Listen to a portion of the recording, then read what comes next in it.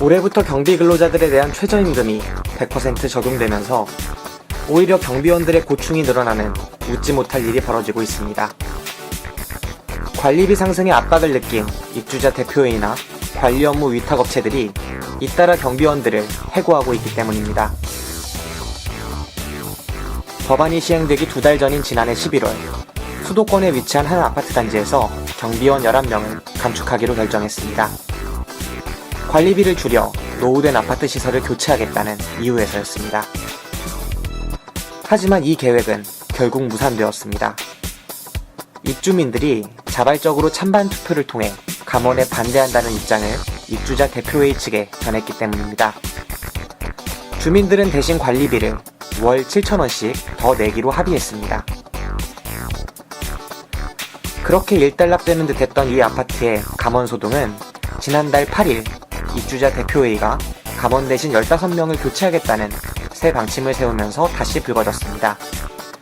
입주민들은 이번엔 서명운동을 벌였고 94%의 반대 서명을 받아냈습니다. 더불어 이들은 해고를 강행하려 한 입주자 대표회의 임원 7명의 해임 건의안을 아파트 단지 관리사무소에 제출했습니다. 해임 건의안에는 입주민 80% 이상이 동의했습니다. 결국 입주자 대표회의와 주민비상대책위원회는 지난 1일 이들을 전원 고용한다는 데 합의했습니다. 이상은 경기도 안양시에 위치한 관악 구형 4차 아파트의 이야기입니다. 이 아파트의 입주자 대표회의 회장은 사건이 커지자 나이가 60, 70대인 경비원들에 대해 기간 만료로 계약을 해지하려 했던 것이지 부당하게 해고를 진행한 것은 아니다 라고 말했습니다. 영화가 꼭 영화 속의 이야기만은 아닙니다. 그럼 지금부터 무비신의 영화방 방송을 시작하겠습니다.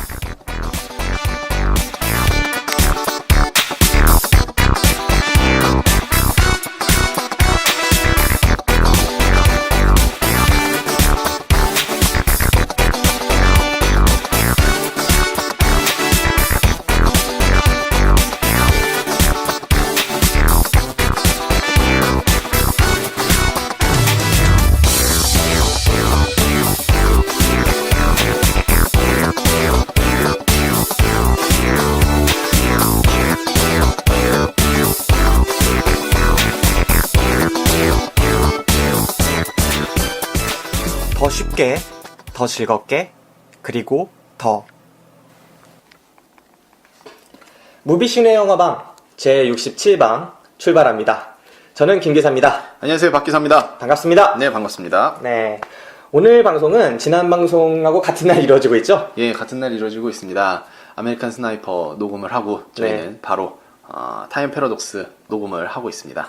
네, 사실 아메리칸 스나이퍼는 제가 추천한 영화였는데 네. 타임 패러독스는 볼 생각이 없었거든요. 예, 뭐 우연찮게 어떻게 봤는데 김 기사가 이제 방송을 위해서 또 이렇게 친히 봐주셔서 녹음을 하게 됐습니다. 네, 타임 패러독스라는 영화 자체가 흥행에서도 엄청난 성공을 거두진 못했어요. 개봉 자체도 많이 안 됐고요. 많이 네. 알려지지도 않았고요. 근데 사실은. 밖에서 왜 봤습니까? 저는 안 볼 생각이었는데 네. 어떤 분들이 평에서 뭐 나비 효과를 비견하면서 네. 이야기를 하시는 분들이 많아서요. 재밌겠다 싶어서 뭐 어찌어찌 하다가 보게 됐습니다. 네, 나비 효과. 근데 저도 이 영화를 안 봤으면 좀 아쉬웠겠다 싶을 만큼 보고 나서의 감상은 상당히 괜찮았습니다. 이게 사실 이렇게 뭐 DVD로 나오던가 이러면은 보기 힘들거든요, 사실은. 네, 영화관에 있을 때 보는 게 저희도 보기가 편하고, 그렇지 이게 TV나 뭐 이런 식으로 나오면은 사실 보기가 좀 애매합니다. 그리고 네. 그때 본 다음에 다루기도 애매하고요. 오늘 다룰 영화가 말씀드린 것처럼 타임 패러독스라는 영화인데 이 영화가 실제로 유럽 같은 곳에서는 상당수 국가에서 개봉을 못했어요. 그리고 2차 판권이라고 그러죠. DVD랑 블루레이. 그다음 뭐 그쪽은 IPTV가 아직 우리만큼은 없으니까 네네. 그런 쪽으로 판권이 먼저 팔려버린 그런 영화라고 합니다. 근데 예외적으로 우리는 수입사가 이 영화가 괜찮다 싶어서 가져온 거죠. 네. 그래서 이 영화를 극장에서 보신 분들은 상당히 희귀한 경험을 하셨다고 말씀드릴 수 있겠습니다. 아무튼 뭐 지금 저희가 방송하고 있는 시점에서는 네. 보시기 힘든 영화가 될 것 같고요. 그럴 수밖에 없겠죠. 예, 뭐 개봉했을 때 당시에도 보기가 사실은 힘들었습니다. 그렇기 때문에 뭐 지금은 더더욱 힘들지 않을까. 그리고 이제 TV로 보시던가 아니면은 IPTV나 이런 걸로 결제하셔서 보셔야 될 것 같습니다. 극장가에서 이런 것들이 참 문제로 요즘에 떠오르고 있습니다. 예, 그래서 뭐 극장가 소식을 말씀해 주신다고 해서 네. 한번 그거 듣고 넘어가겠습니다. 네, 일단 제가 두 가지 정도 최근에 영화계에서 문제가 되고 있는 사안을 가지고 왔습니다. 개를 훔치는 완벽한 방법인가요? 네네, 맞습니다. 네, 그 영화의 배급사였죠. 리틀 빅 픽처스 그 대표분께서 사직을 하면서 이 영화에 흥행을 못하게 된 데는 나의 잘못이 크다라고 말씀하시면서 사직을 하셨어요. 그러면서 문제가 불거지기 시작한 이 사안이 있습니다. 사실 이 영화가 극장에서 점유율이라고 할까요? 관객 점유율. 그러니까 관객들이 그 극장을 예매해서 채우는 빈도가 상당히 높았다고 해요. 20몇 %인데 이 정도 비율이면 박스오피스 상위권에 위치했던 국제시장이라거나 뭐 다른 몇몇 대규모 배급사를 갖고 있는 그런 영화들에 비해 비율이 높은 겁니다. 오늘의 연애, 국제시장, 그 다음 허삼관 뭐 이런 영화가 있을 수 있겠죠. 그런데도 불구하고 이 영화가 상영관을 확보하는 데 실패했다고 해요. 몇 개의 상영관을 확보하지 못하고 거기에 책임을 느껴서 너무나 스태프나 이 영화를 만드신 분들에게 죄송하다라고 하면서 배급사 대표님께서 사직을 하신 겁니다. 마찬가지로 워킹걸이라는 영화도 상당한 그 점유율을 차지하고 있었는데도 불구하고 배급사가 배급을 잘 하지 못해서 어려운 상황에 처해서 결국은 흥행에 실패했죠. 근데 워킹걸 보신 분들은 생각 외로 잘 빠졌다라고 말씀하시는 분들도 계시더라고요. 네. 이 두 편의 영화가 이런 이야기를 들을 수밖에 없는 게 점유율이 높다는 거는 입소문이 좀 탔다는 거거든요. 네, 그렇죠. 실제로 이 두 영화에 대한 평가가 예상보다 상당히 좋습니다. 개를 훔치는 완벽한 방법에서는 이 영화가 생각보다 언론 시사회 때부터 잘 만들어졌다, 가족 영화로서 훌륭하다라는 평이 있었고요. 워킹몰도 생각보다 오락 영화로서 재미있다라는 평이 있었는데도 불구하고 상당한 관객들의 호응이 있었는데도 불구하고 상영관을 충분히 좋은 시간대에 확보하지 못하면서 특히나 이 개운방 같은 경우에는 네. 가족 영화지 않습니까? 가족 영화죠. 근데 조조랑 심야 때밖에 없어요. 어떻게 하라는 건지 이래가지고 흥행에 좀 실패한 측면이 있었죠. 사실 CJ가 지금 자기네 극장 CGV에서는 그 국제시장을 많이 밀고 있지 않습니까? 네네. 그리고 각 배급사들이 자기네 영화들을 밀고 있다 보니까 중소규모 배급사들이 힘든 측면이 있는 것 같습니다. 네. 안타까운 이야기네요. 과징금 폭탄을 내년에 또 맞을 것 같아요. 제가 볼 땐 광해, 명량, 그 다음에 국제시장으로 이어지는 배급사와 극장 멀티플렉스들의 횡포가 이어지고 있어서 안타까운 측면이 있습니다. 그리고 뭐 영화계의 또 다른 소식으로 투이죠, 투이. 2015년이 시작하면서 이병헌 씨와 이정재 씨가 상당한 난국에 봉착해 있는데 예. 그 부분은 저희가 말씀을 안 드리고 언급만 해도 네네. 충분히 이야기를 한 것 같은 효과를 누릴 수 있을 것 같습니다. 요즘에 뭐 예능 프로에서도 그 이병헌 씨에 대한 어떻게 보면은 패러디 자막이죠. 네. 예, 이런 식으로 많이 이렇게 언급이 되는 것 같더라고요. 네. 그래서 굉장히 좀 심기가 불편할 거라 생각을 합니다. 네, 그렇습니다. 뭐 일단 영화계 소식 여기까지 전해드리도록 하겠습니다. 네.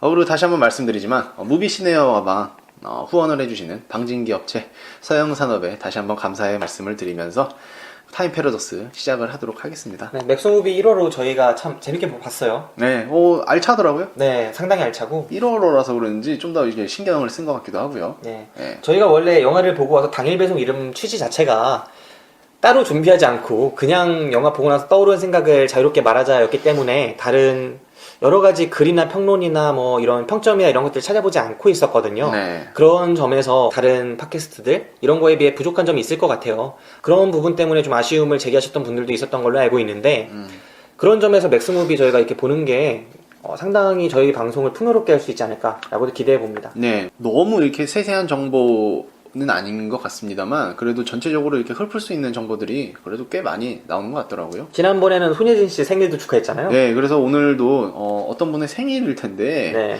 오늘 그 1호로 단행본을 차에 두고 와서 네, 생일 축하를 못 드려서 참 아쉽습니다. 네. 아무튼 뭐 타임 패러독스 오늘 방송을 뭐 시작을 하도록 하겠습니다. 왜냐면 이제 박스오피스도 저번 시간과 같기 때문에 네. 예, 따로 언급은 안 하고 넘어가도록 하겠습니다. 네. 오늘 진행할 방송 무비시네 영화방의 제67방 타임 패러독스입니다. There's one thing this job has taught me, is that truth is stranger than fiction. We work for an organization whose primary purpose is reshaping wrongdoings. You have skills you've never had the chance to use, and I can give you that chance. Follow me right in here. Here we go. So what is it? It's a time machine. I'm a temporal agent. We prevent crime before it takes place. The Fizzle Bomber. The explosion will leave over 11,000 dead. If you ever want to stop the Fizzle Bomber, you'll never get another chance. Time catches up with us all.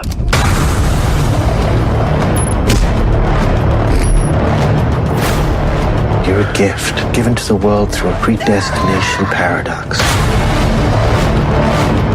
It's imperative that you succeed. You're gonna save millions of lives.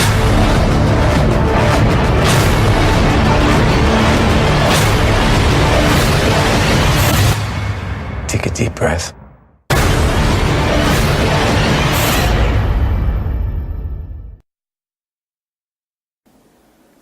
자, 타임 패러독스 내용 자체를 다 말씀드리기가 힘듭니다. 사실 이게.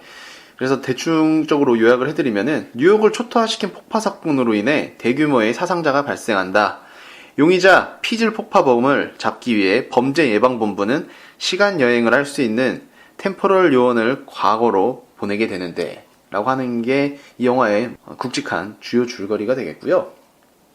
1시간 반 좀 넘는 영화인데 네. 보시는 내내 어떻게 보면 입이 다물어지지 않을 계속 순간들이 나오기 때문에 긴장을 계속 하면서 보실 만한 영화라고 생각을 합니다. 밖에서는 이 영화 어땠어요? 저는 되게 재밌게 봤어요. 되게 재밌게 봤다. 예, 저는 되게 재밌게 봤거든요. 네. 사실 이런 류의 영화들이 몇 개 있잖아요.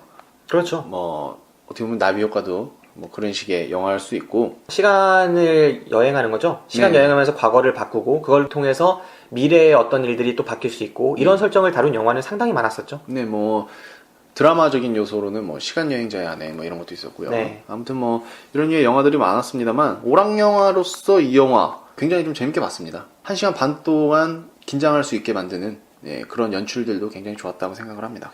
뭐 SF 소설이나 SF 영화 팬들이라면 이 제목만 듣고도 아 이게 무슨 영화겠구나 라고 느끼실 수 있었을 것 같아요. 타임 패러독스, 시간의 역설이라는 거죠. 네. 이것이 사실 SF 영화에 특히 시간을 소재로 한 데는 항상 등장하는 말입니다. 어떤 인물이 과거로 가잖아요. 과거로 가는 게 시간 여행이 원천적으로 불가능하다라는 발상에서 나온 거예요. 그렇죠. 왜 불가능하냐는 것은 이 사람이 과거로 가면은 어떤 방식으로든 과거에 영향을 줄 수밖에 없고 네. 그것이 결국은 미래에 영향을 주기 때문에 미래의 내가 바뀌게 된다는 거죠. 그렇기 때문에 결국은 이 시간 여행 자체가 존재할 수 없는 것이다. 이 자체가 말이 안 되는 것이다 라는 데서 나온 용어입니다. 네. 타임 패러독스, 시간 여행의 역설, 이것을 한국 제목으로 따왔잖아요. 네, 그렇죠. 원래는 프리데스티네이션이었는데 숙명이라고 하나요? 네, 뭐 그런 거였는데 이거를 타임 패러독스라는 제목으로 바꾼 것이 딱 영화가 어떤 영화인지를 알려준다고 하겠습니다. 너무 이거 갖고 오는 입장에서 네, 너무 그냥 대놓고 영화를 설명하는 게 아닌가라는 생각에 되게 좀 아쉬운 감이 좀 있었습니다. 그리고 포스터를 보면은 뭐 3번의 반전, 3번의 충격, 모든 반전을 비웃어라 뭐 이러면서 포스터를 만들었는데 사실 이거 자체가 되게 흥미를 떨어뜨리는 그런 요소가 되지 않았나라는 생각도 해보고요. 사실 포스터나 카피는 정말 못 뽑은 영화 중에 하나라고 생각을 해요. 예. 아쉬움이 컸죠. 반전만을 위한 영화는 아니었다고 생각을 하거든요. 근데 이게 반전에 너무 이렇게 초점을 둬버리니까 그 반전에 대한 그 소스를 찾기 위해 영화를 보시는 분들이 많지 않았을까라는 안타까운 생각도 좀 해봤습니다. 이게 다 식스센스, 그리고 유주얼 서스펙트, 아이덴티티 이런 반전 영화들 때문에 그렇습니다. 네. 마지막에 반전 한 방이 영화 전체를 다 충족시켜버리는 그런 반전의 충격을 맛보셨던 분들이라면 그 반전을 잊지 못해서 결국은 반전 영화를 찾게 되는 거거든요. 근데 영화 자체를 이렇게 반전으로 팔아버리면 그 반전 자체의 효과도 약해질 뿐더러 반전이 기대에 미치지 못했을 때 영화 자체를 깎아내릴 수 있는 그런 계기도 됩니다. 그쵸. 그 반전, 그 막판 5분을 위해서 영화를 1시간 반, 2시간을 보시는 분들이 많이 생기니까 이 반전을 우리나라 사람들이 되게 좋아한다고 해요. 그렇기 때문에 뭐 이런 걸로 홍보를 한 것 같은데 제가 영화를 봤을 때는 이 영화 자체가 반전을 목적으로 만든 영화는 아니라고 생각을 하거든요.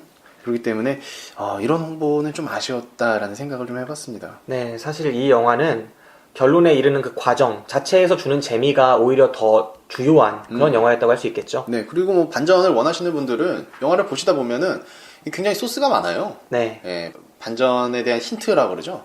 소스가 많은데 충분히 찾아볼 수 있을 만한 그런 과정입니다. 그렇기 때문에 반전이 약하다 뭐 이렇게 표현하신 분들도 계실 수 있을 것 같은데, 그거보다도 저는 영화가 1시간 반 동안 이루어지는 그 과정 자체가 좋았기 때문에 네. 예, 저는 많이 좋게 봤습니다. 상당히 인상적인 장면들도 많았고요. 예쁘거나 멋있거나 아니면은 그 드라마적인 재미가 있다거나 그런 장면들도 많았기 때문에 그 과정 자체에서 철저한 장르 영화로서 그 오락성을 즐기는 그 자체가 좋은 영화지 않았을까 생각을 합니다. 네네.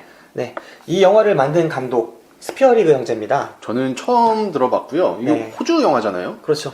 나비효과도 호주 영화잖아요. 아, 그랬나요? 나비효과는 네. 몰랐어요. 나비효과도 호주 영화 같은데 호주에서 이런 영화를 참 잘 만드는 것 같네요. 아무래도 영어권이다 보니까 호주에 재능 있는 감독들이 그 약간 자본을 끌어모은 다음에 헐리우드 배우들을 데려다가 쓰는 경우도 있어요. 네. 이번 영화에서는 에단 호크가 나왔죠. 에단 호크. 네. 근데 스피어리그 형제의 전작을 보면 에단 호크가 또 나옵니다. 아, 네. 데이브레이커스라는 영화가 있었거든요.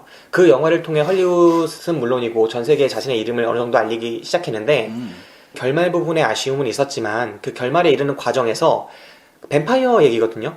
뱀파이어들이 인간을 기르면서 사육하면서 결국은 인간한테 피를 충족하는, 마치 우리가 젖속 이르듯이 네. 그런 이야기를 다루고 있었어요. 어느 정도는. 그 스피어리그 네. 형제가 다룬 작품. 예. 네. 그 속에서 주연을 맡았던 배우가 에단 호크였고 그때도. 함께 윌렘 데포 같은 헐리우드 배우들을 썼었습니다.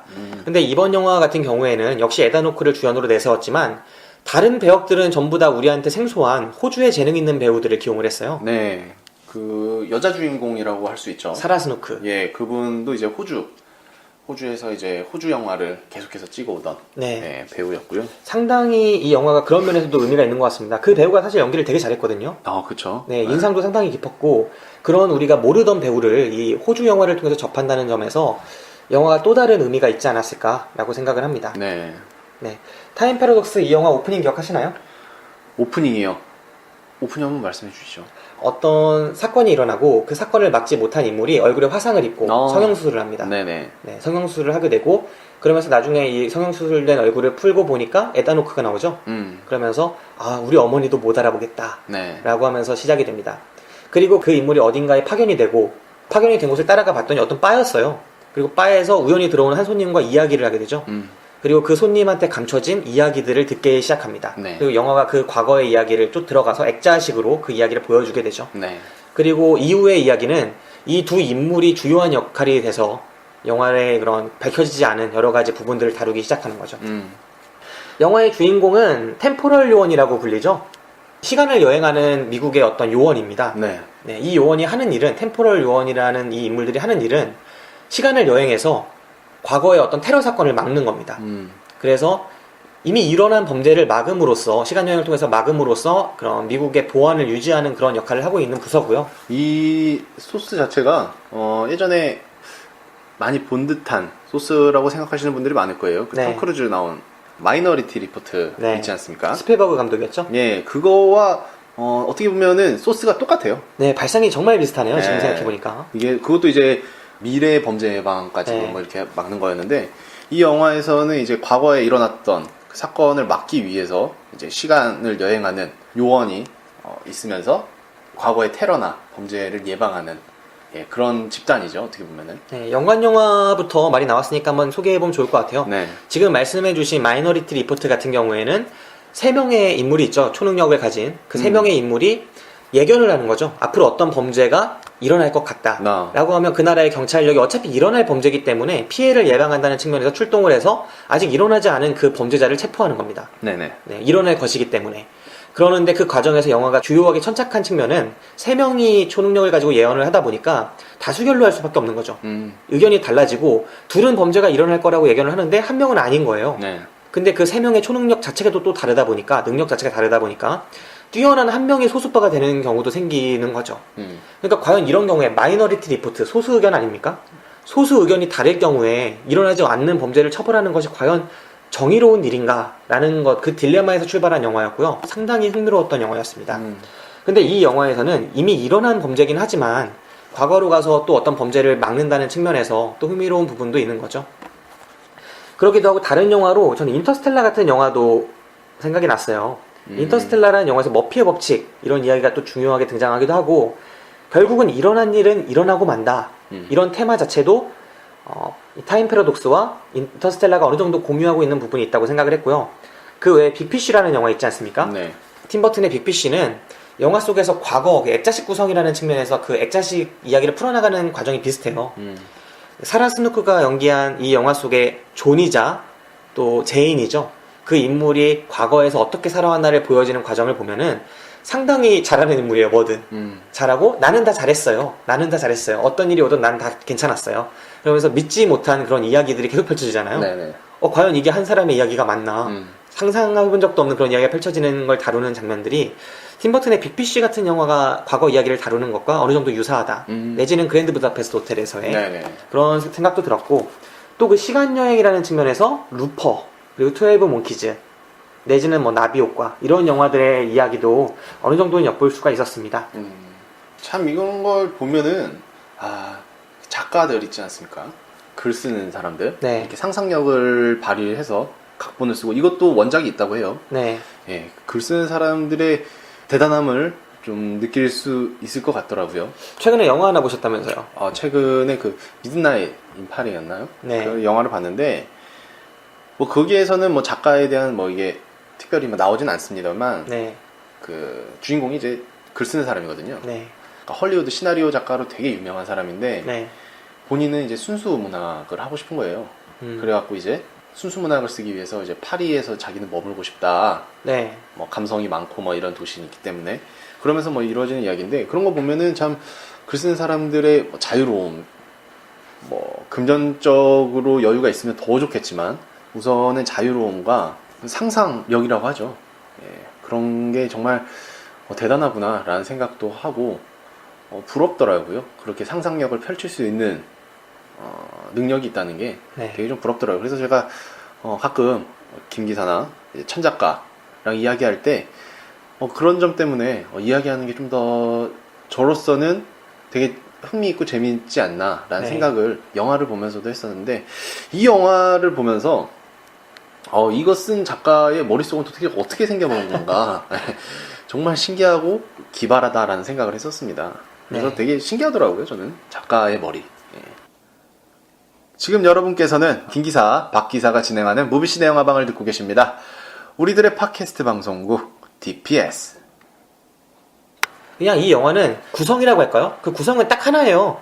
메비우스의 띠 이렇게 요약할 수 있을 것 같습니다. 그쵸. 예. 메비우스의 띠를 보시면은 다들 아실 텐데 시작과 끝이 없어요.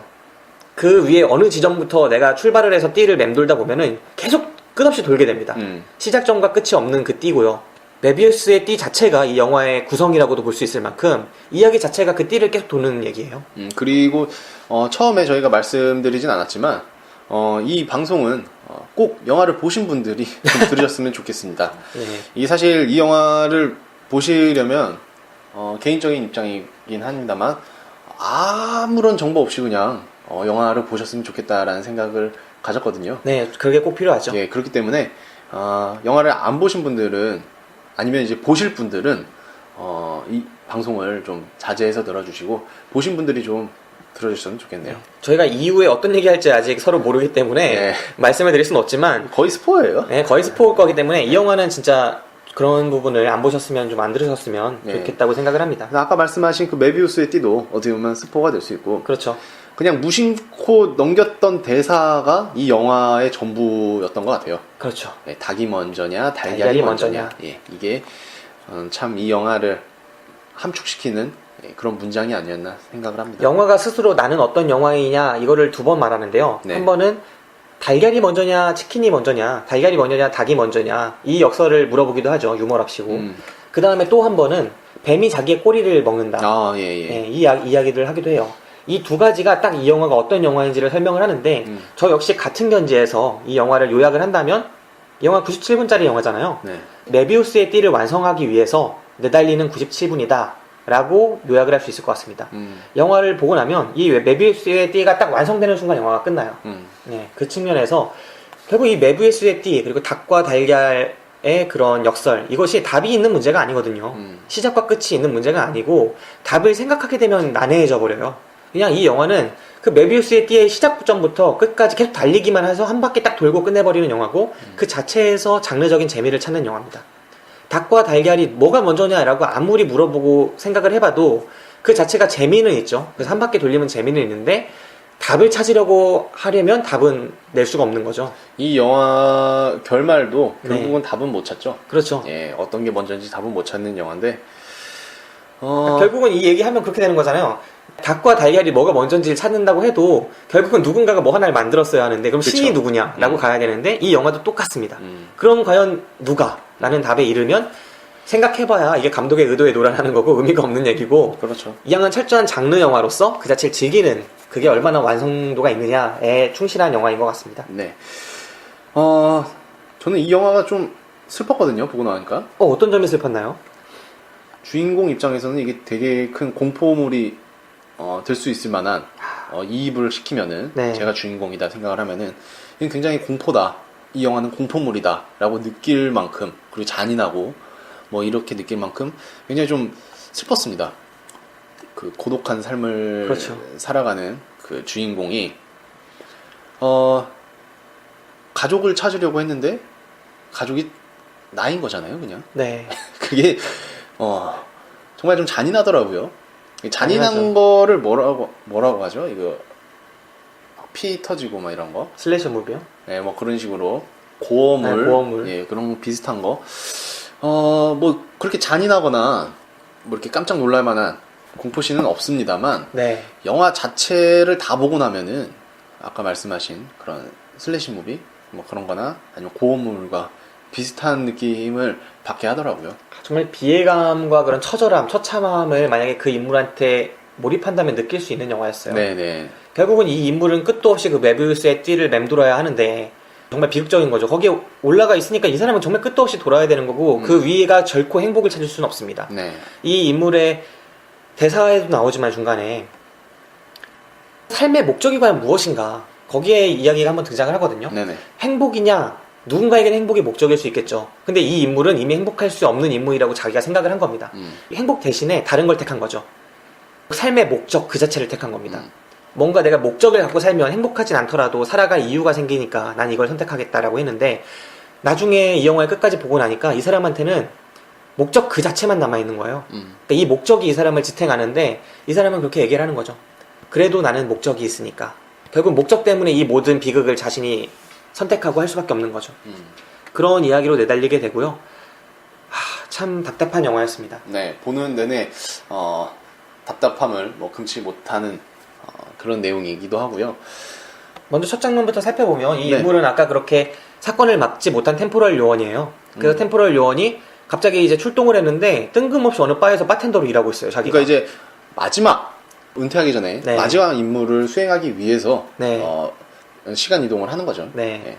그래서 이 인물 템포럴 요원 한 명이 에다노크가 연기한 템포럴 요원이 그 바에서 일을 하고 있는데 갑자기 바로 어떤 사람이 되게 쓸쓸해 보이는 딱 봐도 그런 사람 하나가 걸어 들어옵니다. 전 처음에 레오나르도 디카프리오가 약간 퇴폐적이거나 아니면 그 인물을 조디 포스터랑 약간 섞어 놓으면 그 인물이 된다고 생각을 했어요. 그러니까 조디 포스터 있지 않습니까? 양들의 침묵에 나왔던 그 사람과 디카프리오의 그런 퇴폐적일 때 그 모습을 절묘하게 섞어 놓으면 그 사라 스누크가 연기한 그 남성의 모습이 된다고 생각을 했는데 조디 포스터. 그거였죠. 그 커밍아웃. 아, 네, 그랬죠. 네, 맞습니다. 아무튼 그 인물이 들어와서 이 템포럴 요원과 이야기를 나누기 시작하죠. 이야기를 나누는데 몇 마디 농담도 하고 그러다가 정말 재밌는 얘기를 네가 하면 이 남은 술을 다 주겠다라는 식으로 내기가 걸리게 되죠. 근데 이 남은 술이 아니라 아예 내가 새 술을 주겠다면 새 술 하나 좋은 걸 꺼내서 딱 놔요, 테이블에. 그러니까 이 사람이 깜짝 놀랄 만한 이야기를 하기 시작합니다. 네. 이 이야기를 시작한 계기는 네. 이 남자가 작가였기 때문에. 그래서 이야기를 하기 시작하는데 이야기가 정말 첫 마디부터 사람을 쫙 끌어들이는 겁니다. 저는 그 장면 연출이 너무 죽여줬어요. 이 바에서 벌어진 그 대화씬 있지 않습니까? 그 전체가 너무나 매력적이었어요. 미지의 한 인간과 한 인간이 만나서 대화를 나누는데 그곳에서 우리 모두가 영화를 보는 모두가 상상하지 못했던 다른 이야기에 다른 공간으로 우리를 끌어들이는 거죠. 그 이야기라는 가짜 아닙니까, 이야기가? 네네. 가짜이고 허구의 세계로 영화를 보는 모두를 끌어들이게 되는 영화 속의 또 다른 공간을 창조하는 그 장면이 그 속에서 펼쳐지고요. 그 이야기 자체가 매우 또 매력적으로 연출이 돼요. 첫 장면이 버려진 아이로 시작하죠. 어떤 아이가 버려져 있었는데 고아원 앞에 버려지죠. 그리고 그 아이가 길러지는데 어느 정도 자라면서 나는 남들과 다르다라는 걸 깨닫게 되고 모든 걸 다 잘해요, 이 아이는. 모든 걸 다 잘해서 열심히 살아가는데 그 과정에서 계속 어떤 어려움을 통해서 꿈을 이루지 못하게 됩니다. 일상의 행복과 직업적인 꿈과 이런 걸 다 차단되게 되면서 이 인물이 힘들게 살아가게 되고 그 과정에서 자신의 인생을 결정적으로 망친 한 명이 등장하게 되죠. 그리고 결국에는 이 인물이 결국은 나다라는 걸 밝히게 되는 겁니다.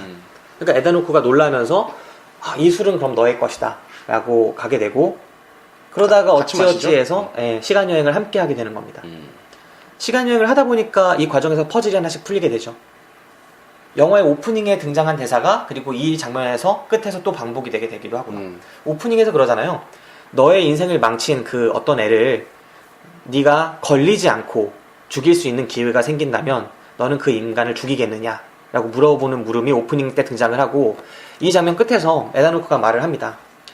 사라 스누크한테 만약에 너의 인생을 망쳤다는 그 놈을 걸리지 않고 죽일 수 있다면 죽이겠느냐 물어보니까 사라 스누크가 그러죠. 극중에 존, 제인 뭐 같은 사람이죠. 그럽니다. 당연히 죽이겠다. 이 사람이 사실 성전환도 했잖아요. 원치 않게 성전환도 된 인물이기 때문에 죽이겠다고 해서 나는 그럼 템포럴 시간여행을 하는 요원이라는 걸 밝히고 같이 가서 시간여행을 하게 되는 거죠. 그리고 가서 더 충격적인 것들을 보게 됩니다. 그러니까 결국에 마지막 임무가 네. 본인 자신을 스스로 대체할 수 있는 스스로 죽이는 것도 임무가 될 수 있었고 네. 자살로서 네. 아예 그 끈 자체를 끊어버리는 그걸로 될 수 있었고 사실 그거는 어떻게 보면은 불법이었잖아요. 네. 그거는 이제 본인이 속한 그 요원들 그 기강이 센 위원회에서는 거의 금지된 일을 본인은 했었던 거죠. 왜냐면은 스스로 죽일 수 있다고 하니까 자살로서 그 메비우스의 끈을 끊어버리자라고 네. 본인은 생각을 하고 그 인물을 데려갔었는데 결국에는 그러지는 못하고 위원회의 의도대로 이어지게 된 거죠. 아이들 낳게 되면서. 그렇죠. 이 사람을 데려고 과거로 갔더니 과거로 가서 이 사람한테 그 사람을 만나게 해주죠. 이 사람의 인생, 사라 스누크의 인생을 망치는 사람이 누구인지를 만나게 했는데 만나니까 자기인 겁니다. 미래에서 온 자기가 과거의 자기의 인생을 망친 거였어요. 그렇죠. 근데 그럼 이거를 끊어야 하나 아니어야 하나 생각을 해야 될 거 아니에요. 근데 이 사람이 그 상황 속에서 과거의 자신을 만나고 보니까 미래의 자기가 어떻게 행동할 수밖에 없는지를 알게 되는 거죠. 이렇게 행동할 수밖에 없구나. 그러면서 결국 자신과의 데이트를 하는 장면이 나와요. 이미 미래의 자기는 남성이 되어 있는데 과거의 자기는 여성이잖아요. 둘이 데이트를 하고 그곳에서 원치 않는 임신을 하게 되고 근데 이 과정이 피할 수 없는 것이었구나라는 걸 관객들도 어느 정도 알게 되죠. 공감하게 되고 그러면서 결국은 너무나 분노해서 왜 나를 데려왔냐라고 하면서 갔더니 자기를 데려온 에단 호크한테 갔더니 그것도 역시 자기였구나 라는 걸 또 알게 되는 거죠. 그리고 에단 호크는 선택할 수 있다고 하지만 사실은 자기가 이미 선택하지 결국 평행이론이잖아요. 다 선배잖아요. 네. 가장 먼저 여자였던 사라 스누크는 가장 먼저 그 풋풋했던 여자였을 때의 자기였고 몰락하고 분노에 가득 차 있는 이 남자로서의 사라 스누크도 몇십 년 후의 자신이고 그리고 에단 호크는 어떤 임무에 실패해서 또 화상을 입고 얼굴 성형한 또 자신이지 않습니까? 그러니까 결국은 다 같은 인물이에요. 그렇죠. 그리고 그 선택을 한 거를 왜 그런 선택을 할 수밖에 없었는지 다 자기가 공감할 수가 있는 거죠. 그리고 이 이야기를 끝까지 따라가다 보면은 중간에 이 여자를 데려갔을 때 얘기하지 않습니까? 우리 템포럴 요원은 총 12명이 있고 나는 그 중에 하나다라고 얘기를 하지만 그 사실이 과연 진실인지 좀 의문이 들 만큼 이야기가 또 흘러가요. 또 한 바퀴를 돌게 되는데 영화 속의 모든 것이 다 나로 구결됩니다. 그래서 이 영화를 다 보시면 메비우스 띠가 완성되면서 모든 내가 영화 속에 등장하는 5개 정도의 시점이 있는 것 같은데 그 5개의 시점에 시간대별로의 나가 다 똑같은 나고 그때마다 선택할 수 있는 것들이 있지만 사실은 이루어질 일은 이루어지고 만다. 나한테 선택의 그것들이 있는 것처럼 보이지만 나는 계속 하나를 선택할 수밖에 없는 거죠. 나중에 결국 자신을 납치하지 않습니까? 신생아인 자신을 납치해서 고아원에 갖다 놓는 것까지가 다 자기였기 때문에 이 영화를 보다 보면 결국은 이 인물이 이렇게 할 수밖에 없고 이 인물이 이렇게 하는 건 생의 목적을 찾기 위해서인 거죠. 계속 생의 목적 자체가 다른 사람들을 위해 내가 씹덕이 되기 위해 아메리칸 스나이퍼 10대로 말하자면 나는 씹덕이 되기 위해 결국은 나를 계속 괴롭게 하는 걸 선택을 하게 되는 거죠. 어떻게 보면 이제 그 위원회 있지 않습니까? 네. 그 집단의 이득을 위해서 네. 이 주인공이 희생이 되는 거죠. 네. 중간에도 말하잖아요. 로버트라고 그러나요? 로버트슨. 예, 로버트슨이 그 78년도 그 테러 그게 있어야 우리 조직도 커진다. 그래갖고 그 요원이 막는 것 자체를 반대를 안 합니다. 네. 보시면은 그 이후로 이제 본인들의 집단 자체도 이제 힘이 강해지고 커지기 때문에 그리고 그 요원이 되는 당사자는 네. 철저하게 고독적이어야 하고 그렇죠. 철저하게 혼자여야 하고 연민도 없어야 되고 삶의 미련도 없어야 되는 인물이어야 돼요. 그러다 보니까 그 에다노크 주인공 존 제인 뭐 아무튼 네. 이 인물을 희생을 시켜서 계속해서 자기들의 집단을 이어져 나가게 하게끔 강요를 하는 거죠. 네. 그러니까. 왜냐면 이 인물이 사실은 알고 보면 범죄자예요. 네. 존 제인이 자신이 쫓고 있던 피질포파범도 결국은 자신이라는 걸 알게 돼요. 자신이죠. 네. 이 사람이 인생을 걸고 이 인물이 이제 템포럴 요원이 된 이후부터는 항상 피질포파범을 쫓는 것을 인생의 목적으로 알고 사는데 나중에 가서 보니까 피질포파범이 자기였던 거예요. 근데 이 피질포파범이 자기인 게 사실은 공익에 기여하고 있다고 느껴지는 거죠. 이 인물한테. 왜냐면 피질포파범이 있어야 이 템포럴 요원들의 이런 집단이 생존을 할 수 있는 건데 이 집단이 사실은 하고 있는 일이 공익적인 거니까요. 왜냐면 다른 11명의 요원들은 과거로 가서 진짜 범죄들을 막고 있으니까. 피질포파범 덕분에. 그래서 4번째 시점에 에다노크가 5번째 시점에 자신을 만나서 총을 겨누잖아요. 어떻게 그럴 수가 있냐고. 그러니까 5번째 자기가 막 변명을 해요. 아니다. 나는 사실 범죄를 막기 위해서 내가 잡지 같은 거 다 모아놨다 봐라. 사실은 이렇게 더 많이 죽었고 더 많이 죽었고 더 많이 죽었는데 내가 그 앞에 계속 폭발을 했기 때문에 그 범인한테 무슨 일이 생겨서 더 적게 죽었다. 이게 아메리칸 스나이퍼의 그 테마와도 되게 유사하죠. 거기서 내가 그 이라크군을 반군을 죽였기 때문에 미군이 더 덜 죽는 거 아닙니까?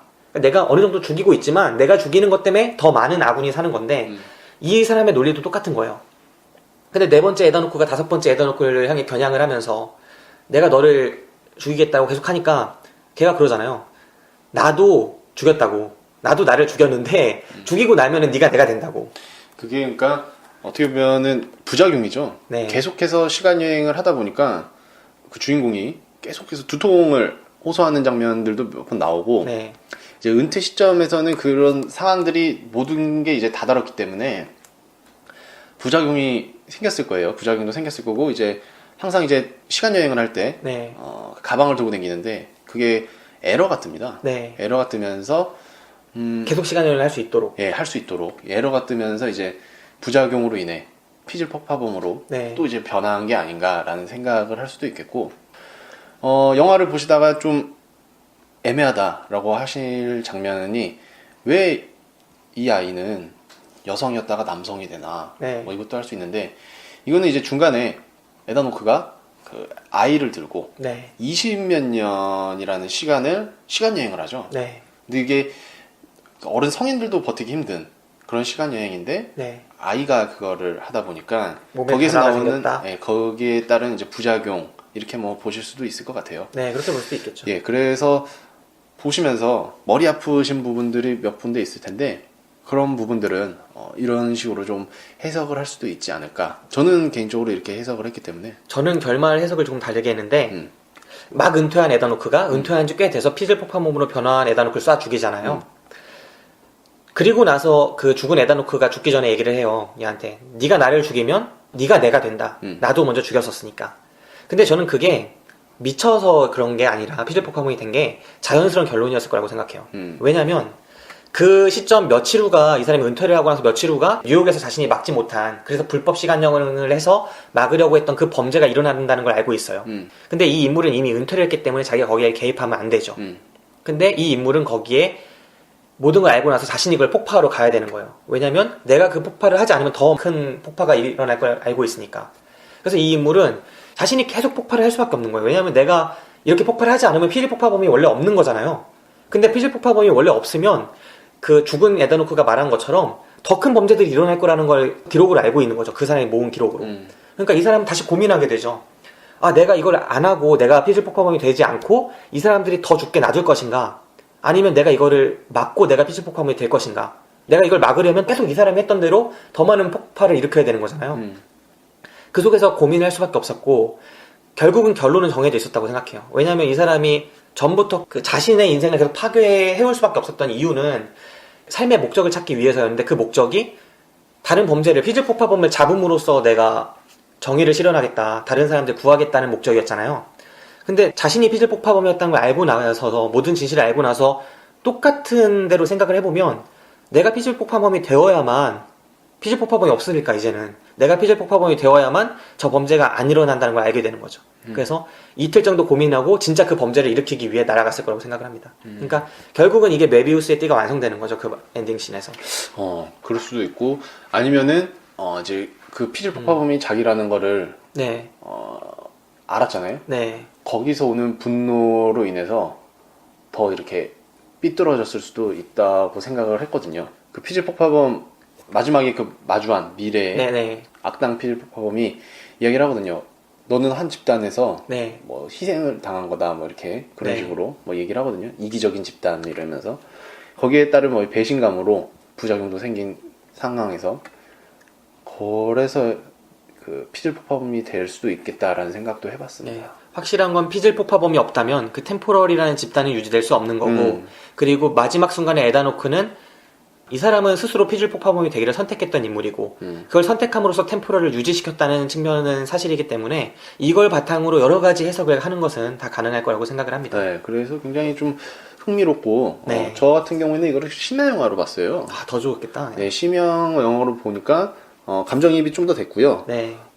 이거를 뭐 이야기를 하면서 좀 생각을 하다 보니까 집에 가서도 한 한두 시간 네. 후에 잠을 잤습니다. 그래서 굉장히 새벽 늦게 잠을 잤던 기억이 있는데, 아무튼 굉장히 머리가 복잡해지는 영화입니다. 저희가 이렇게 방송을 하지만 들으시는 분들은 이놈들이 뭔 소리를 하나, 그럴 수 있죠. 예, 이런 생각을 하실 거예요. 그래서 최대한 영화를 보시고 나서 방송을 들으셔야 그나마 좀 이해가 되지 않을까라는 생각을 해봤습니다. 보지 않으시면 모릅니다. 예, 저희가 뭐 피즐포파범이라는 저 새끼들 뭔 소리라는 거야 막 이러실 분들이 많거든요, 사실. 네. 이 영화에서 가장 인상적이었던 장면 하나만 이야기를 해볼게요. 저는 그 나와 나가 데이트를 하는 그 장면 있잖아요. 예, 에다노크가 사라 스누크를 데려가서 사라 스누크한테 어떤 자리에 서 있으면, 왜냐면 자기의 인생을 망친 사람이 어디서 나타나는지 처음 만난지 기억하니까 알 수 있겠다 해서 그 자리에서 이제 만나라고 하죠. 네. 그랬더니 사라 스누크가 자기가 처음 만났던, 자기 인생을 망친 사람을 처음 만났던 그 자리에 가서 기다립니다. 계속 기다리는데 갑자기 누군가가 와서 자기한테 딱 부딪히는 겁니다. 그리고 나서 돌아봤더니 과거의 자기인 거죠. 자기가 생각해보니까 나의 인생을 망친 사람이 내가 부딪혀서 알았는데, 그럼 그게 자기라는 거잖아요. 그 상황이 똑같아지는 거죠. 그러면서 여자가 먼저 말을 건네죠, 거기서. 근데 자기가 들었던 그 대사를 여기서 내뱉는 겁니다, 자기가. 생각을 하고 내뱉으니까 딱 맞는 거죠. 나도 지금 그 생각하고 있었는데 라고 하면서 처음 데이트를 하게 되고, 이 장면 이후에 이어진 나와 내가 데이트를 하는 장면, 그러면서 내가 모든 걸 알고 있는 내가 나의 인생을 망친 거구나 하면서 느끼는 그런 표정들, 그리고 서로 나눈 대화들, 그 순간, 그리고 이어진 결론까지, 그 과정이 전 되게 비애감이 느껴지면서도 되게 아름답다는 느낌이 들었어요. 결국은 이 사람이 항상 불행했어요. 사라 스누크와 에다노크를 거치면서 결국 이 존과 제인이라는 이 동일 인물이 계속 불행했는데, 딱 한순간 행복했던 이 사람이 고아로 버려져서 나중에 템포럴 요원으로 자기 자신한테 총을 맞아 죽기까지의 이 일생 동안 늘 불행했는데 한순간 그나마 행복했다고 부를 만한 시점이 있었다면 바로 그 순간이었죠. 나와 내가 만나 데이트를 했던 그 순간. 결국은 이 순간이 이 영화에서 가장 따뜻하고 매력 있는 순간이 아니었나. 나와 내가 좋아하는 순간들이 모두 다 매력이 있었는데, 그 중에서도 이 장면과 처음 바에서 대화하면서 과거의 이야기를 했던 그 장면만큼은 이 영화가 상당히 인상적이었습니다. 그 바 장면을 말씀을 하는데, 아까도 뭐 좋다고 말씀하셨는데 그 장면 진짜 군더더기가 없었던 것 같아요. 은퇴할 때 한번 들리잖아요. 네, 은퇴하면서 그 술 챙기려고, 옛날에 자기가 따놨던 술을 챙기려고 그 시점으로 들러서 술을 갖고 다시 또 과거로 가죠. 되게 인상적이었고, 초반 흡입이 굉장히 잘 되게끔 네. 뭐 연출 자체를 굉장히 좀 잘했던 것 같습니다. 네. 초반 그 바시는 진짜 관객이 이제 흡입하게끔 정말 잘 만든 장면이라고 생각을 합니다. 액자식 구성은 매력이 없기가 힘들어요. 그랜드 부다페스트 호텔에서도 호텔에서 혼자 식사하는 한 남자가 이야기를 하면서 과거를 끌어들이지 않았습니까? 그 장면처럼 정말 매력이 있었고, 다만 아쉬웠던 건 이 영화에서 미래와 과거와 진짜 과거와 여러 시점에 내가 동시에 만나는 그 폭파씬이에요. 결국은 거기서 성형수술이 이루어지는 거고, 그런데 그 폭파씬의 규모나 이런 것들이 아무래도 호주 영화고 예산이 적다 보니까 조금은 작게 연출되지 않나. 헐리우드의 그런 액션씬이나 이런 거에 되게 익숙한 사람은 아무래도 좀 규모가 작지 않나. 이 영화가 전체적으로 보면은 여러 가지 시간여행 장면이라거나 아니면 어린 제인이 격투하는 장면이 되게 많이 나와요. 네네네. 그때 사운드를 쓴다거나 이런 게 제작비의 제약을 최대한 연출의 그런 기법을 통해서 극복하려고 한 부분이 많았지만 그럼에도 그 폭발씬만큼은 조금은 극복을 못했다라는 생각도 들었습니다. 맞네요. 그게 아무래도 헐리우드 자본이 대량으로 들어간 작품이 아니다 보니까 네. 예, 그런 점에서는 좀 더 제한이 있었던 것 같습니다. 제약이. 네. 저는 지금 제일 좀 슬펐던 게 네. 그 마지막에 쏜 장면도 아니었고 네. 둘이 이제 데이트하는 장면도 좋긴 했지만 가장 슬펐던 장면은 이제 은퇴하는 시점을 자기가 골라요. 네네. 고른 다음에 그 시점으로 가서 어떤 카페에서 네. 글을 쓰면서 아, 네, 존으로 썼다가 지웠다가 제인으로 쓰나? 아니 네. 제인으로 썼다가 존으로 쓰나? 네네. 아무튼 그 장면이 있어요. 머리 부시해 가고 네. 그 장면이 좀 슬프더라고요.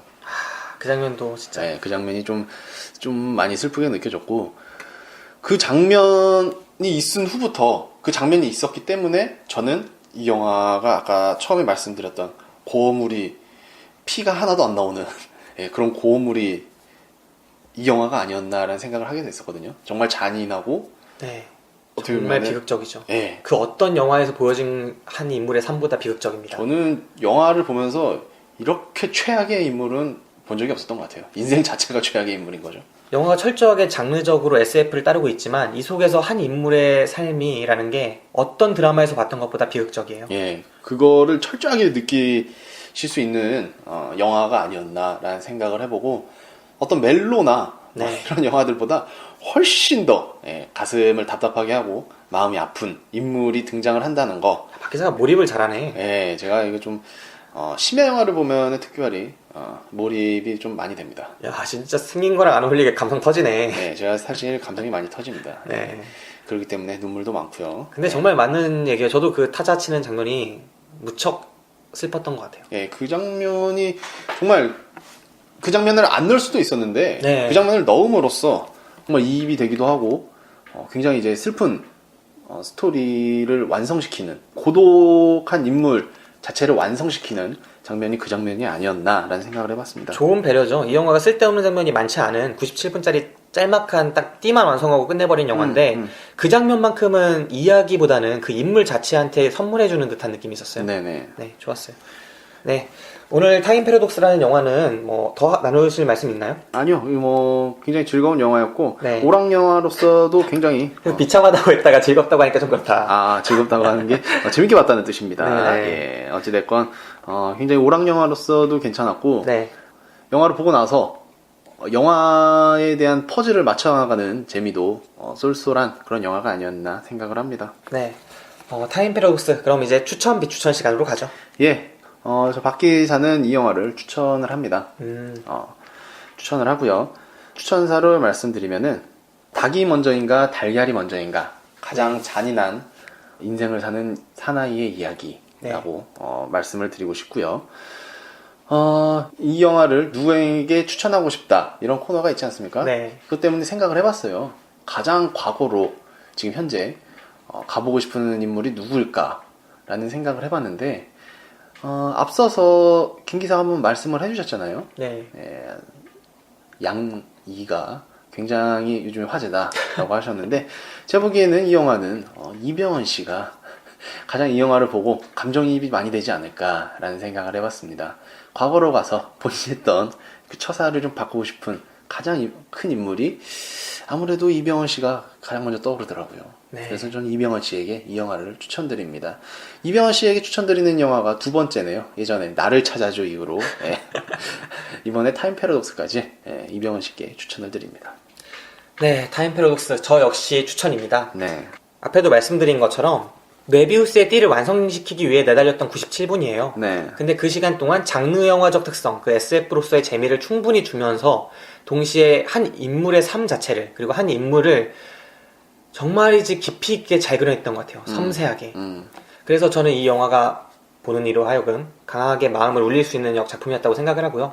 충분히 만족한 영화였습니다. 네. 역시 추천을 드리고 스피어 형제의 다음 작품을 기대할 수 있을 것 같아요. 왜냐면 전작에 비해 발전이 정말 많이 됐거든요. 제 전작을 안 봐서. 네, 이 영화가 사실 그 점유율이 낮지 않았는데도 불구하고 대형 배급사에 나온 영화들에 밀려서 상영관을 많이 확보하지 못했던 점이 아쉽지만 그래도 7만이 넘게 입소문을 많이 탄 영화죠. 그런 점에서 긍정적이었다고 생각을 합니다. 네. 저는 이 영화를 아까 이병헌 씨한테 추천을 하셨는데 네네. 저는 이정재 씨한테 추천을 드리겠습니다. 예.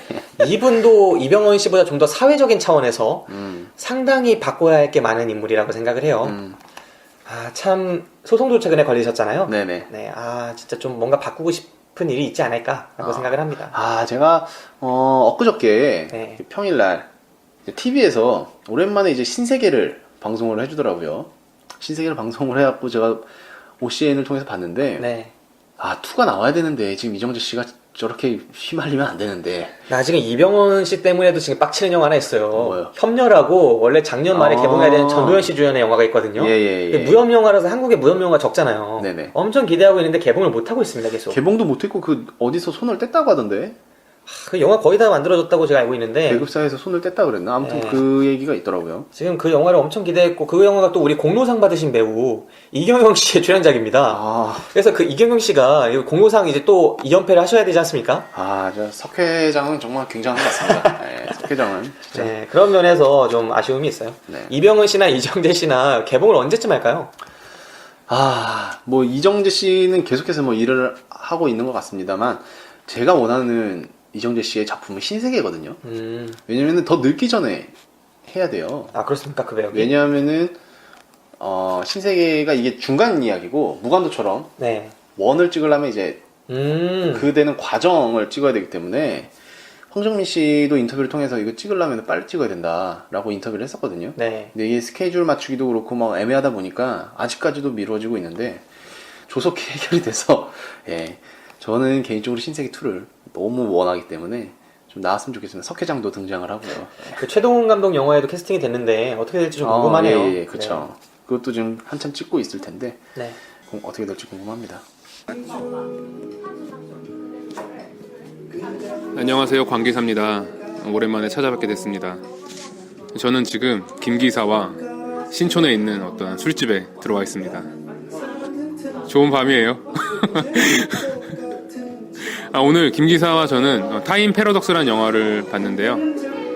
이 영화 평을 조금 드리자면 옛날에 만들었던 제로 법칙의 비밀의 업그레이드 버전이라고 말을 할 수 있을 것 같습니다. 개인적으로 영화를 추천하는 그런 마음이고, 이 영화 자체가 처음부터 끝까지 어떤 긴장감을 계속 만들어주는 요소들이 있기 때문에 영화를 보는데 지루하지 않았다고 저는 생각합니다. 또 이 소재 자체가 시간이라는 것들, 사람들이 많이 관심이 있어하는 시간이라는 소재를 갖고, 또 어떤 한 사람이 어떤 그 시간 안에서 어떻게 돌아가는지, 물론 이 돌아가는다는 의미가 물론 달라질 수 있겠지만, 영화를 보면 또 무슨 얘기하는지는 좀 이해하실 수 있겠지만 그런 것들을 잘 보여줄 수 있다고 생각해서 추천드리고, 좀 아쉬운 점이 있다면 이 영화의 소재를 풀어나갈 때 좀 허점인 부분들이 영화 보는 내내 조금씩 등장하고 있다는 점, 또 이런 거를 찾는 재미도 어떻게 보면 이 영화의 재미라고 할 수 있을 것 같습니다. 그러면 여기까지 이제 영화 평을 말씀드리고 다들 좋은 한 해 보내시기 바랍니다. 모비시네 영화방 오늘 다룬 영화 스피어리그 형제의 타임 패러독스였고요. 네. 다음 코너로 넘어가겠습니다. 다음 코너는 다음 주 개봉 영화 시간입니다. 다음 주 개봉 영화입니다. 1월 28일 날 개봉하는 것들이죠. 우선은 이제 수요일 날 28일 날 개봉하는 영화 중에서 이제 빅아이즈라는 영화가 있습니다. 비가 이제 팀버튼 감독이네요. 네, 팀버튼 감독이고요. 이게 그림 이런 이야기 같은데 사기 이렇게. 네. 저도 이걸 대략적으로 봤었는데 미국에서 이루어진 실화 이야기를 다룬 것 같기도 하고요. 근데 팀버튼이라서 실화는 가공된 이야기일 수도 있고 사실 잘 모르겠습니다. 팀버튼과 실화는 왠지 안 어울리는 느낌이 있죠. 그래서 금방 팀버튼이 감독이라고 해서 내가 잘못 본 건가? 라는 생각을 해봤습니다. 그리고 이제 한국 영화죠. 내 심장을 쏴라라는 영화도 개봉을 합니다. 요즘 여진구 씨의 그런 인기가 핫해요, 되게. 아, 핫하죠. 아직 네. 성인이 되지 않은 여진구 씨를 노리는 여배우들도 많고요. 멜로 배우 역으로서 핫한 여진구 씨가 나오는 또 이제 이민기 씨랑 같이 나오거든요. 네. 근데 이민기 씨는 이제 전작들에서 좀 흥행 실패를 몇 번 맛봤기 때문에 네, 황제를 위하여서. 예, 이번 영화도 주연을 맡으면서 좀 회복을 노리는 예, 그런 모습을 좀 보여줄 것 같습니다. 네. 그리고 이제 워터 디바이너라는 영화가 나오는데요. 이 영화는 러셀 크로우의 감독 데뷔작입니다. 예, 감독 데뷔작이고 이제 오늘 말씀드린 영화처럼 이제 호주 영화입니다. 네. 호주 영화고요. 이 영화 때문에 이제 러셀 크로우가 어저께인가요? 방한을 했습니다. 방한을 해서 얼굴을 봤는데 푸짐한 얼굴로 네. 방문을 하더라고요. 그래서 귀여운 부위도 날려주면서 그렇게 방한을 한 모습도 볼 수 있었습니다. 제가 최근에 러셀 크로우 출연한 작품들에서 만족감을 매우 많이 못 느꼈거든요. 로빈 훗도 그랬고 노아도 그랬고 예. 정말 아쉬운 영화들이 많았는데 이번에 자신이 감독하고 자신이 출연을 하는 이 워터 디바이너 상당히 평가가 좋아요. 그 언론 시사회 같은 데서 네. 감독 데뷔작이 이 정도로 나오는 감독들은 흔치 않은데 상당하다라는 평도 있어서 약간은 기대하고 있는 작품입니다. 기대를 해볼 만한 작품인 것 같네요. 네, 28일 수요일에 개봉하는 3편의 영화 모두 쟁쟁하네요. 네. 그리고 이제 29일날 그 다음날 개봉하는 작품들인데 이제 더 이퀄라이저라는 이제 할리우드 영화도 개봉을 하고요. 덴젤 워싱턴 주연입니다. 네. 뭐 액션 영화라고 합니다. 그리고 이제 한국 영화로는 이제 어우동 주인 없는 꽃이라는 영화가 개봉을 하는데 이거 주인 없는 꽃이요? 네, 이거 백도빈 씨 나오고요. 백도빈 씨 누구지? 나 처음 들어보는데. 백도빈 씨가 이제 그 백윤식 씨 아들로서 유명을 하고요. 네. 젊고 발랄한 그 아내분 제가 이름이 기억이 안 나는데 아무튼 그분의 남편으로도 유명을 하죠. 네. 그리고 이제 송은채 씨는 개명을 한 거죠. 네네. 네, 개명을 해서 나오시는 분이고 아무튼 이 영화 청소년 관람 불가 영화입니다. 네. 제목부터 어우동인 거 보니까 화끈한 영화가 될 거라 생각을 해봅니다. 이런 영화 근데 안 화끈할 경우에 오히려 역풍을 맞는 경우가 있어요. 네. 정말 화끈했으면 좋겠습니다. 화끈하려면 확 화끈해야죠. 네. 그 다음에 많은 분들이 관심을 가지는 게 이제 진격의 거인. 이게 되게 유명한 애니메이션 아닌가요? 이거는 엄청 유명하죠. 엄청 유명하기 때문에 많은 분들이 이 영화를 기다리시는 분들도 많더라고요. 네. 그리고 영화관에 가보면은 홍보하는 팜플렛들도 굉장히 많고요. 네. 애니메이션으로는 기대가 되는 작품 중에 하나입니다. 네. 그 다음에 뭐 블랙버드라는 드라마죠. 어떤 흑인 무명 배우가 성공하는 이야기를 다룬 그런 영화도 있고요. 28일부터 29일까지 개봉하는 영화들의 좀 볼만한 작품들은 여기까지인 것 같습니다. 네. 지금까지 무비시네 영화방 제67방이었고요. 오늘 네. 박 기자와 함께 이야기 나눠봤습니다. 예. 오늘 다룬 영화가 아무래도 이야기로서 풀어내기는 좀 쉬운 영화는 아니었어요. 어렵죠. 네. 어렵고 보신 분들만 이해할 수 있는 네. 수다를 저희가 떨었던 것 같습니다. 네. 그래도 보신 분들한테는 상당히 가치가 있는 그런 영화이지 않았나 이게 생각합니다. 사실 같이 보신 분들이 있으면은 영화관을 나와서 커피숍이나 이런 데서 수다를 충분히 뭐 한두 시간에 떠들 수 있을 만한 그런 영화라고 생각을 하고요. 네. 그런 게 이제 무겁게 다가오는 게 아니라 퍼즐을 맞춰가는 재미를 충분히 느끼실 수 있는 그런 영화라고 생각을 합니다. 네, 그렇습니다. 67방 여기서 마무리를 하고요. 지금까지 김기사 박 기사였습니다. 감사합니다. 네. 아, 영화 진짜 완전 짱인 것 같아요. 지금 새벽인데 전혀 졸립지 않고, 오히려 지금 집에 가서 막 내용 계속 찾아보고 이게 안 된 부분 좀 계속 막 찾아볼 것 같아요.